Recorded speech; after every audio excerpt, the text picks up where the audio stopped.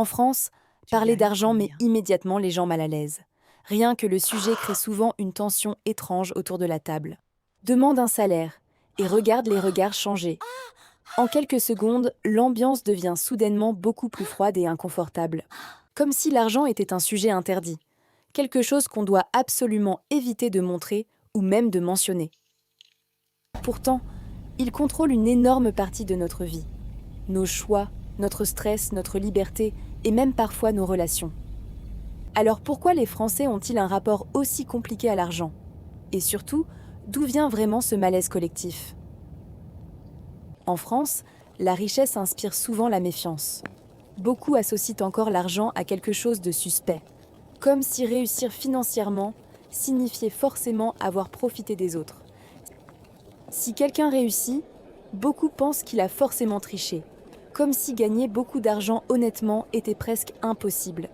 Cette mentalité crée une énorme culpabilité autour de la réussite. Résultat, beaucoup limitent eux-mêmes leurs ambitions. Certains préfèrent rester discrets plutôt que d'assumer leur réussite financière. À force, beaucoup finissent même par avoir peur de réussir. Beaucoup cachent leurs projets ou leurs objectifs financiers, comme si vouloir réussir devenait quelque chose de mal vu. Dans certains environnements, parler d'investissement provoque immédiatement du jugement, et ça influence toute notre relation à l'argent. Ces croyances limitent nos décisions, notre confiance et parfois même notre vision de l'avenir. À l'école, on apprend énormément de choses. Des maths, de l'histoire, de la littérature ou encore de la physique. Malgré tout, des compétences essentielles manquent presque totalement. Comment gérer un budget? Comment investir intelligemment? Pourtant, ce sont des compétences qu'on utilise littéralement toute notre vie. Sans ces bases, beaucoup accumulent des erreurs financières très tôt. La plupart découvrent ces notions seuls, souvent beaucoup trop tard, et parfois après avoir perdu beaucoup de temps ou d'argent. On entre donc dans la vie adulte complètement perdue. Factures, crédits, impôts, tout arrive brutalement sans véritable préparation. Beaucoup avancent alors uniquement par instinct. Et beaucoup improvisent financièrement toute leur vie, sans stratégie claire, sans véritable plan d'avenir. Le problème n'est souvent pas le manque d'efforts, mais le manque de connaissances. Et quand on ne comprend pas vraiment l'argent, on cherche surtout la sécurité. Beaucoup finissent alors par croire qu'éviter les risques est toujours la meilleure solution. Pendant longtemps, on nous a vendu une seule route, une trajectoire présentée comme la seule manière d'avoir une vie stable. Cette vision a marqué plusieurs générations. Trouver un CDI, c'était considéré comme l'objectif ultime et la garantie d'une vie réussie, comme si la stabilité suffisait automatiquement à garantir la liberté.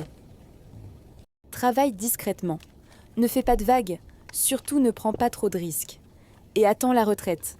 Pendant longtemps, l'ambition financière a été très mal perçue, comme si le bonheur devait forcément arriver tout à la fin. Beaucoup réalisent aujourd'hui qu'ils ont passé leur vie entière à attendre plus tard. Sauf que le monde a complètement changé. Internet a transformé la manière de travailler, d'investir et même d'apprendre. Pourtant, de nombreuses personnes pensent encore avec les anciennes règles. Beaucoup de Français ont peur d'investir, parce que l'investissement est souvent associé au danger ou à la perte. On entend beaucoup plus parler des échecs que des réussites. Depuis toujours, on nous apprend surtout à éviter les pertes, mais rarement à construire un patrimoine. Avec le temps, cette peur devient un réflexe automatique chez énormément de personnes. Même les opportunités raisonnables paraissent dangereuses. Alors l'argent dort sur les comptes bancaires, parfois pendant des années, sans réellement travailler pour nous. Et avec l'inflation, cet argent perd progressivement de sa valeur. Pourtant, c'est exactement l'inverse que font les personnes financièrement libres. Leur objectif n'est pas seulement de gagner de l'argent, mais de construire des actifs. Et cette peur coûte énormément d'argent sur le long terme. Beaucoup perdent des années simplement parce qu'ils n'osent jamais commencer. Et plus on attend, plus le retard devient difficile à rattraper.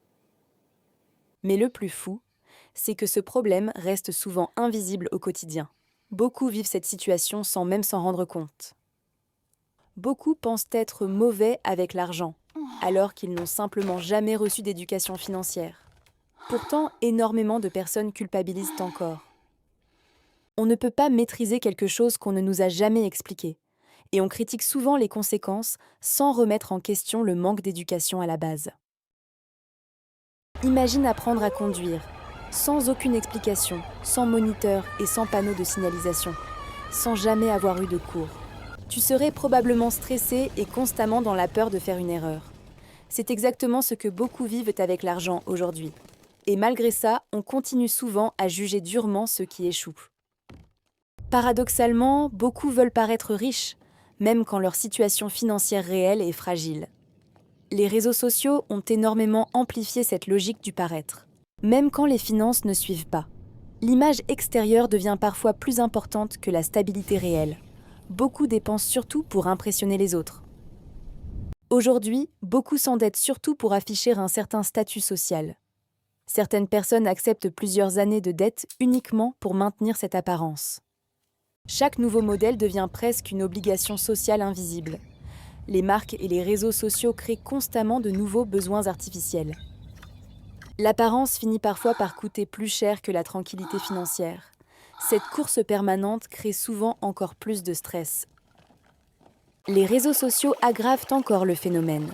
Ils nous exposent en permanence à des vies idéalisées, des vies souvent filtrées ou totalement mises en scène. On compare constamment notre vie à celle des autres, et cette comparaison devient rapidement toxique mentalement.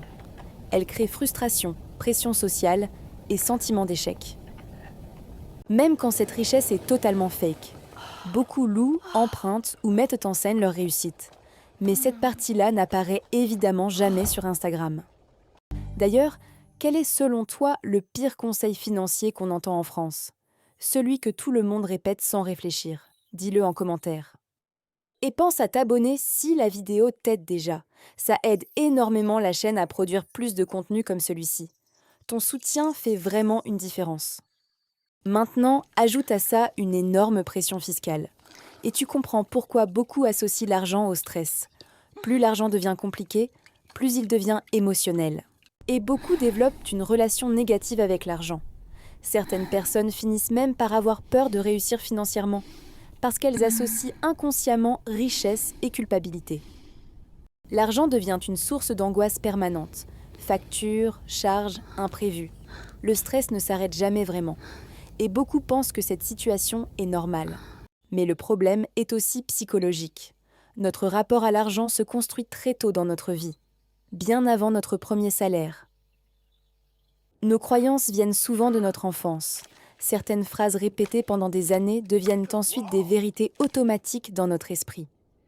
Certaines familles voient l'argent comme dangereux, comme quelque chose qui change les gens ou les rend mauvais. Beaucoup développent alors inconsciemment une peur de devenir riches. D'autres le voient comme inaccessible, comme si la richesse était réservée uniquement à certaines catégories de personnes.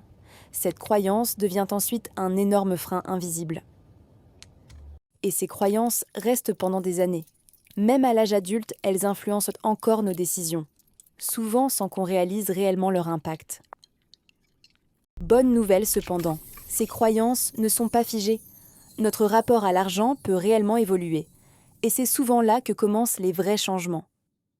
Tout ça peut changer, à condition de commencer à comprendre comment fonctionne réellement l'argent. Plus on apprend, plus on reprend progressivement le contrôle. Dans certains pays, parler d'investissement est normal. Les discussions financières y sont beaucoup plus ouvertes. Les gens échangent naturellement des conseils et des opportunités. Les opportunités circulent donc beaucoup plus vite. Cette culture favorise énormément l'évolution financière collective. Plus les gens parlent d'argent intelligemment, plus tout le monde progresse. Le vrai problème n'est peut-être pas l'argent lui-même, mais plutôt notre manière collective de le percevoir. Car au final, l'argent n'est qu'un outil. Et surtout le silence autour de l'argent. Ce tabou empêche énormément de personnes d'apprendre et d'évoluer. Beaucoup restent bloqués simplement parce qu'ils n'osent jamais poser certaines questions. Comprendre l'argent ne rend pas égoïste. Ça permet surtout de reprendre le contrôle de sa vie et aussi d'aider davantage les personnes qui nous entourent. Ça rend libre, libre de choisir, de refuser et de construire une vie plus sereine. La liberté financière, ce n'est pas forcément le luxe, c'est surtout la tranquillité. Et peut-être qu'il est temps de changer notre vision, de sortir enfin de cette culpabilité permanente et d'avoir une relation beaucoup plus saine avec l'argent. D'arrêter de voir l'argent comme quelque chose de honteux. Parce qu'au final, tout le monde est concerné par ce sujet dans sa vie quotidienne. Le vrai danger n'est peut-être pas l'argent, mais le fait de ne jamais apprendre à le comprendre. Heureusement, ça peut toujours changer. Si cette vidéo t'a fait réfléchir, laisse un like, abonne-toi et partage-la à quelqu'un qui en a besoin. Parfois, une simple prise de conscience peut complètement transformer une vie.